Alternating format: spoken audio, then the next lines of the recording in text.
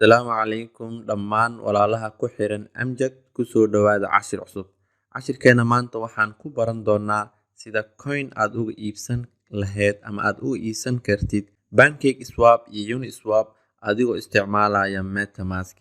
Haddaba haddii aadan soo daawanin cashiradii horeete kuwaasoo aan uga soo hadlaynay basic information ama cashirada bilowga ah ee muhiimka u ah qofkii rabo inuu cryptocurrency bilaabo, soo daabo si aad ula jaan qaado cashirkeena maanta.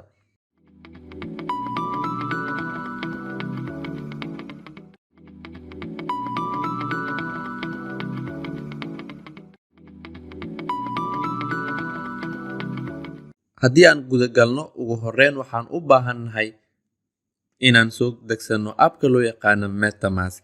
Haddaba intaanan soo degsan appka MetaMask, waa maxay MetaMask?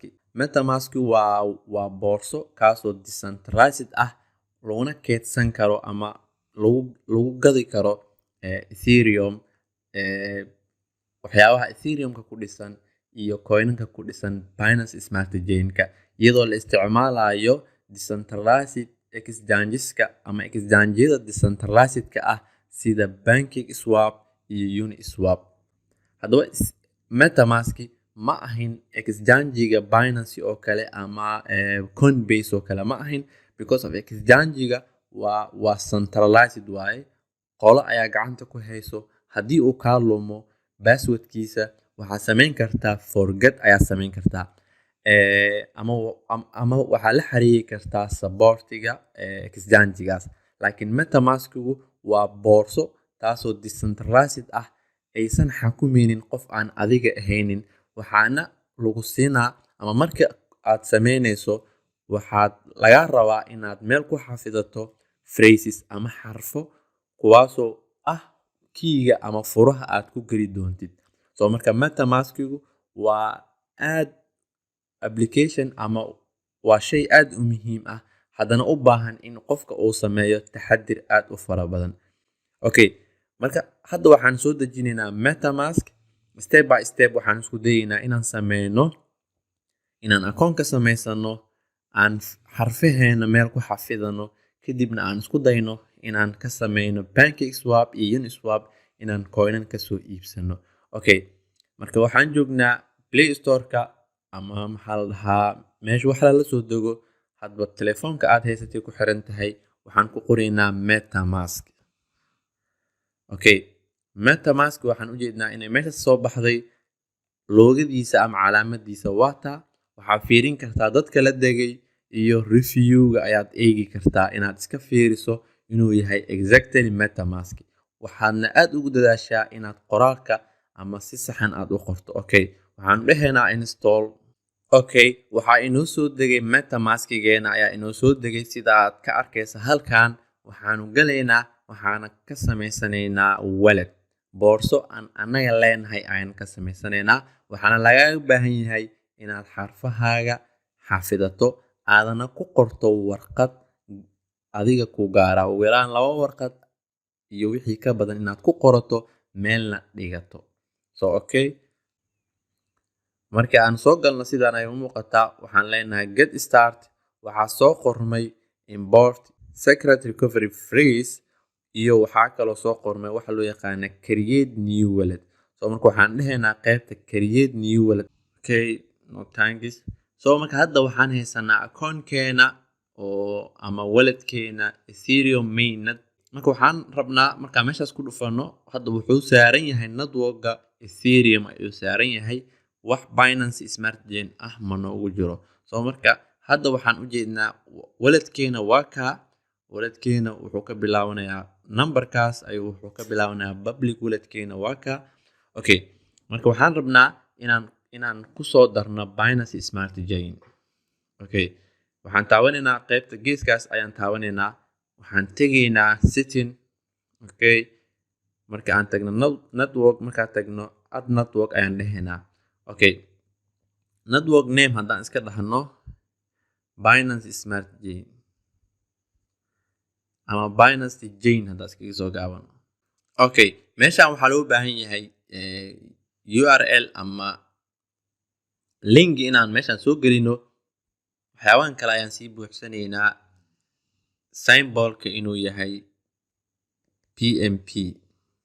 Okay, waxyaabahan dhan chainko kale 56. Okay, waxaan tegaynaa marka Google-ka ayaan tegaynaa, waxaan ku qoraynaa Binance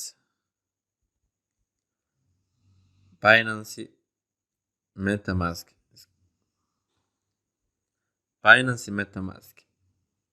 Okay, meesha waxaan ku qoran connecting MetaMask to Binance Smart Chain. qaybtaas ayaan ku dhufanaynaa.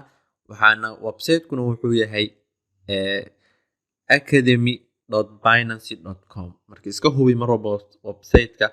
midda kale MetaMask markii aad ka sameysanayso computerka ama laptopka, marka aad MetaMask ka sameysanayso hubi inuu yahay metamask.io.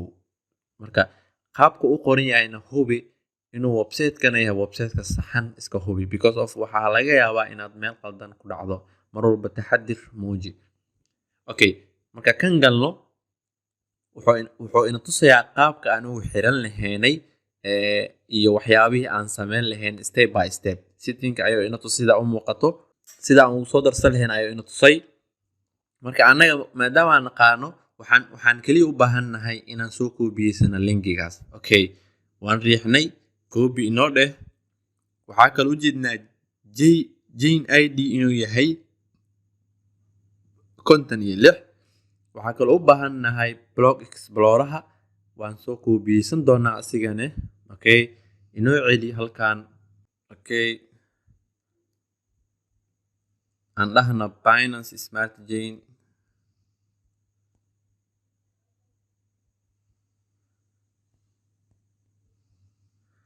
Okay, kan waxaan haysanaa basti ku dhahno chainka 56. Okay, symbolka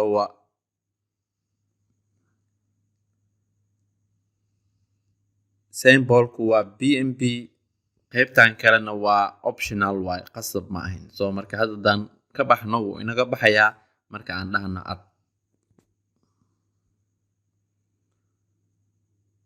Okay, hadda marka waxaad u jeedaa kii horeeto waa isla waladkaaga oo isku numberka ah ayaa waxaad ku isticmaalaysaa Binance Smart Chain waxyaabaha ku dhisan oo BNB-da ah iyo qaybta Ethereum. marka aan qaybta kore tagno waxaan u jeednaa qaybta kore marka aan tagno oo Ethereum-ka marka aan tagno oo ku dhufano waa Ethereum. waxaa u jeedaa qaybta hoose waxaa kuu soo baxayo inta lacag kugu jirto Ethereum ayaa kuu soo baxayso. marka haddii aad Uniswap tagayso oo wax Uniswap ku iibsanayso ama aad Ethereum ama waxyaabo Ethereum ku dhisan ina aad soo dirsato, haddii aad u baahan tahay waxaad copy garaynaysaa linkigaas kore ayaa waxaa ku dhufanaynaa copy. marka aad copy dhahdo linkigaas ayaad kusoo diraysaa, waxayna soo gelaysaa qaybta Ethereum-ka. Okay, haddii aad u baahan tahay waxyaabo Binance Smart Chain ku dhisan waxaad tegaynaa qaybta hadda aan soo diyaarsanay ee aan ku qornay Binance Smart Chain. Okay, Binance Smart Chain markaa ku dhufano waxaad u jeedaa wax BNB nooma jiro. Okay, marka hadda waxaanu samayn karnaa marka in aan wax lacag ku soo shubano. lacag hadda ku soo shubanayso waxaad u baahan tahay inaad ka soo shubto hadba exchange ku taalo BNB. hadda aad qaybtan wax ku soo shubaysa BNB, haddii aad ku soo shubayso Ethereum-kane in aad Ethereum ku taalo. marka Ethereum haddaad ku soo shubayso waa inaad network Ethereum isticmaashaa. haddii aad qaybta BNB ku soo shubaysana inaad BEP20 aad isticmaashaa. mar walbana aad ilaalisaa network inaad iska hubisaa because of haddii aad wax qalado hadhow waa dhibkeed iyo in aad soo ceshan weysid inaad weysid. marka waa muhiim mar walba inaad taxadir muujiso, waa very important. midda kale waxaa aad muhiim ah MetaMask-ga waxaa jiro qolooyin laga yaabo in phrases-kaaga la helo ama qaladaad yar ama telefoonkaaga loo soo jabsado ama computerkaaga kadibna laga yaabo in MetaMask-gaada loo dhaco. marka mar walba MetaMask-gaada ilaali, taxadir sameey. haddii aad qaybta extension-ka aad ku soo darsata MetaMask mar walba taxadir sameey, waxaana ku sameysaa lag inaad xirsid mar walba ku dadaal.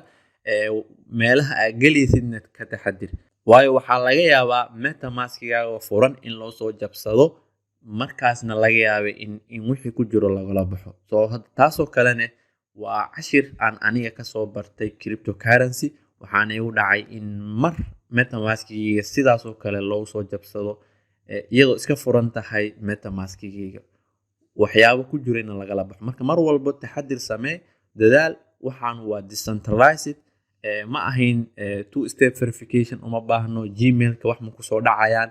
marka taxadir ka samee metamaskigaada, wixii aad kusoo shubato sameyna 2 metamask. hadda matalan haddii aad ugu talagashay metamask inaad wax ku keedsato, aad coinan aad mustaqbal ama 2 years wax ka badan meelahaas aad rabto inaad hayso, aadna kusoo shubato metamask, u sameey hal metamask oo gaar ah kaasoo aad ugu talagashay coinanka long termka u sameey. waxaa kaloo sameysaa metamask aad ugu talagashay inaad uga qeyb gasho coinanka banking, uniswap, meelahaas la keeno ee fursadaha ka jiraan trade-ka, like ICO, IDO, waxyaabahaas metamask aad ugu talagashayna sameyso. markaasna metamaskiga mar walbo wixii aad kusoo shubto ka saar, u celi meeshii aad hadba uga soo shubtay, si aad metamaskigaas marka wuxuu kuu noqonayaa mid aad trade iyo waxyaabo yaryar aad ku sameyso. metamaskigaada kalena ka saar computerkaaga iyo telefoonkaaga. mar walba waxaa muhiima taxadir in la sameeyo.